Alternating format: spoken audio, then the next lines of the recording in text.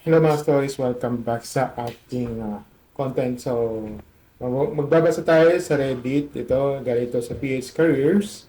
Sabi niya, ano mangyayari kung mag-resign kayo without any job na sunod?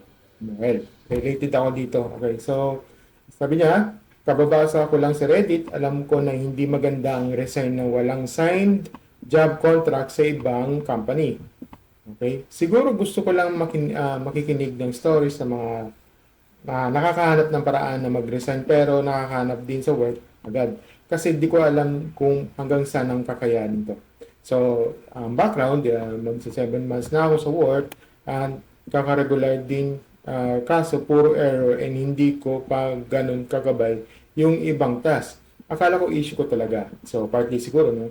Pero yung nakausap ko, yung ibang kabatch ko, nahirapan din daw sila. May di okay na system ng pagtuturo. Anyway, araw-araw pagsabihan ako and naapektuhan yung mental health ko, pinapakita ko yung willingness ko matuto willingness ko matuto. Kaso hindi yung strategies na sinasabi ko wala talaga.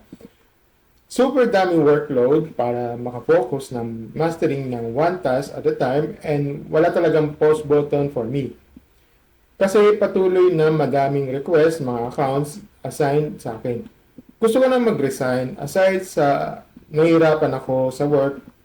Feel ko dito para sa akin. Kaso hindi ko kaya mawalang new job offer. Sabi din ng friend ko na napagkwentuhan ko, tiising ko lang daw muna yung wala pang bagong job. Fast forward 2 weeks na nagtitis ako, worsening na and likely may depression unconsciously, hindi na ako naka-reply na mabilis sa message ng isang senior ko and nagalit sa akin bigla. Nag-sorry naman ako and nag-thank you sa support niya sa akin. Sabi ko din next time, i-make sure na hindi na ako mag-ignore message pero hindi niya tinanggap ng sorry ko and bad trip na siya sa akin. I think hindi niya din okay yung reputation ko dito since nagkakamali ako kaya siguro madali na sila mabatip sa akin. Compared yung bago ng super bite niya, tinetype ko to, puno ng email inbox ko and di ko na kaya. Nagkakasikit na ako. TLDR, ano po maging experience nyo kung nung nag-resign kayo agad ng walang work? PS, I'm not aiming to give feedback na di okay pagtuturo. Gusto ko lang talaga umalis. Okay, so, okay. So, well, mahirap talaga na kung tutuusin, mahirap talaga maghanap ng work. Mas mainam, halimbawa na maghanap kayo ng work, kahit sabihin mo kahit yung weekend na mayroon kasi doon na meron sa Indeed doon pwede ka mag-apply na at saka kailangan mayroon kang possible na for example, magli-leave ka ng ganitong araw, ganito, na absent ka for that, na idadahilan mo, ganito, ganyan, diba? Tapos for interview lang, ganun. Kailangan may, para may dahilan ka. Hindi ko yung sinasabi, hindi kita ini-influence dito, Kailangan, ang sa akin lang kasi dito is, ang sa akin lang kasi, kung gusto mong lumipat, you have to maghanap ka ng ibang work para just in case na matanungin ka kasi na kung may recently work ka, na currently work ka. Kasi pag currently work ka, mayroong 50% na matatanggap ka or hindi. So, yun. Kasi kung halimbawa nag-resign ka suddenly, yung ganito, nag-resign ka, mahirap talaga kasi may tendency na hindi yata suitable. May kasing ganun na may low chance talaga na makapasok. Kasi dama ko na kasi ito eh, na kahit ano na swak din sa'yo yung kanyang position, however, may mga chance na kasi na may mas swak pa sa'yo sa ganito. Kasi meron kasi siyang experience sa ganito kasi may recently ganun. Eh, ako lang sa ganyan. Kasi yun kasi yung part of my experience. Kasi nung time na yun, nung 2018 pa nun, halos isang taon na ako wala akong work. At ginawa ko na lang, nag-TESDA ako. After that ng TESDA, tumanggap, ah, n- nakatanggap ako ng work agad-agad. Na, ano. So, thank you TESDA sa akin. Sa, ano. At yun, ah, yun kasi yung ano, wag mo kasi magiging dull yung work mo para doon sa ano. Naintindihan ko naman na ano na medyo ah, medyo talagang under pressure yung work mo, pero mas mainam na wag muna kayong mag-resign agad-agad. Okay? So, much better na hanap kayo ng work ba ano kahit yung mga break time nyo, ganito, hanap kayo work. Pero wag kayong papalata. Okay? So, yun. Ah, yun lang ang tawin na ano. Kung ano ba, day off nyo, maghanap kayo sa mga Indeed, Jobstreet, ganito, ganyan. O ya, ano, kung may, kung mayroon kayong schedule for interview, dahil mo na lang yung sa ano, mag-dahil lang na, may na leave, ganito. Wala akong sinasabi dito ng guideline, ano yung guide dito Ito para sa akin lang to. Okay, so, bala kayo, ano.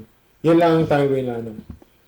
Yeah, make sure na huwag kayong mahalata sa mga boss nyo.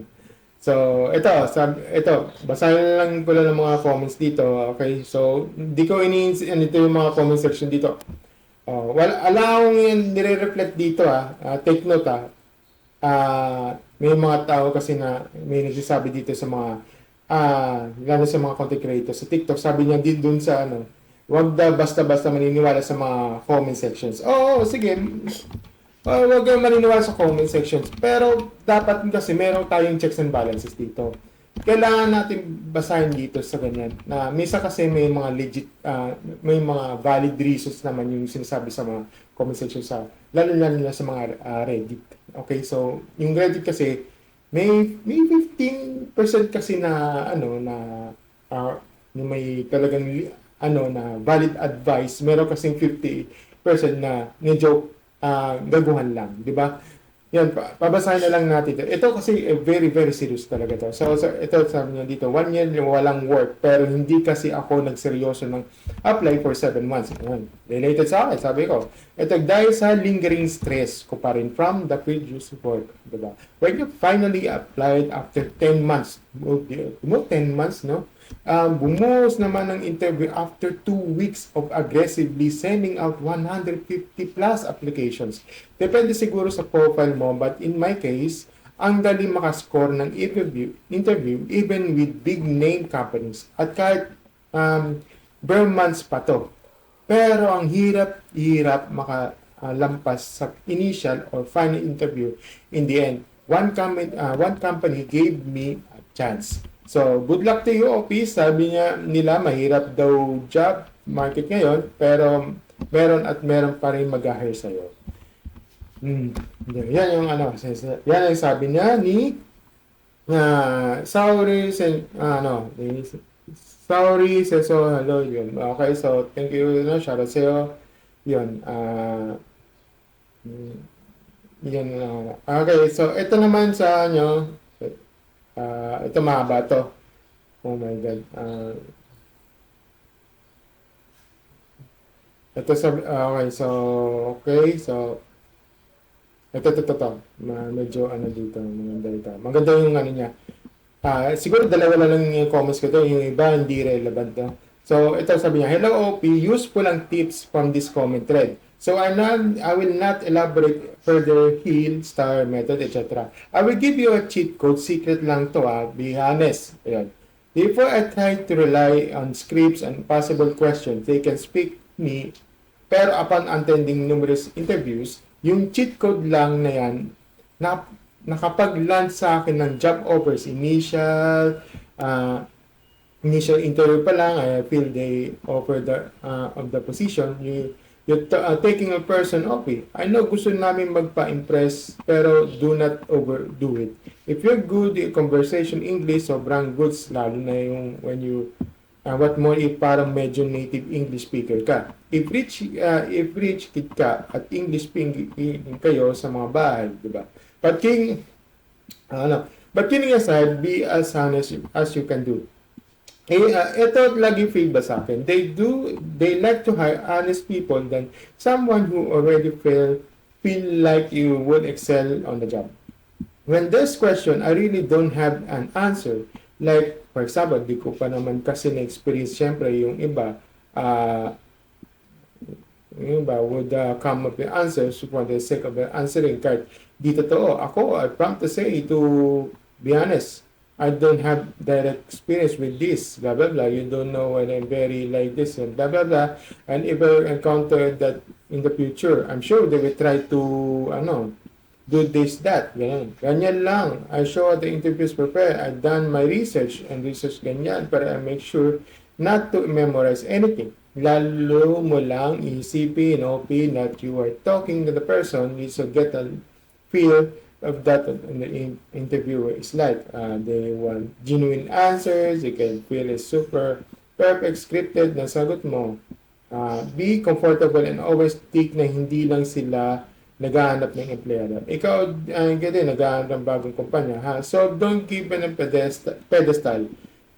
Dalawa kayo dapat nagpapa-impress sa isa't isa. Always have this approach and mindset na how sure are you ever choose your company. Kahit ang totoo need na natin na trabaho, lagi na inisip kasi hindi ko nandiliit. Fighting OP, I pray for you next final interview will have the JO after. Okay, good. Yun. Okay lang. Parang kailangan may tanong kasi dyan yung how to impress of this company. Paano mo may impress o kaya yung may mga tanong kasi na if you see the 5 years after ganito, anong masasabi mo ganito, ganyan? Diba? Kasi yung iisipin mo, if we're just a successful person, ganyan, kailangan yan yung sasabihin mo sa mga employers mo. Kasi dun mo mahanap kung if ever valid ba yung mga answers mo, lalo sa mga interviews, di ba? Yun, kailangan, yan, katulad niyan, sabi nga, be honest and be comfortable sometimes. Kailangan, wag kang, manervyos. So, naiintindihan ko naman na, na minsan mahirap talaga minsan talaga na, simpleng tanong mahirap ang sagot. Pero, you have to, kailangan lagpasin mo ito. Ilang masasabi ko mga story. So, thank you sa itong na to. Nag-post nito and medyo 1 year ago na to.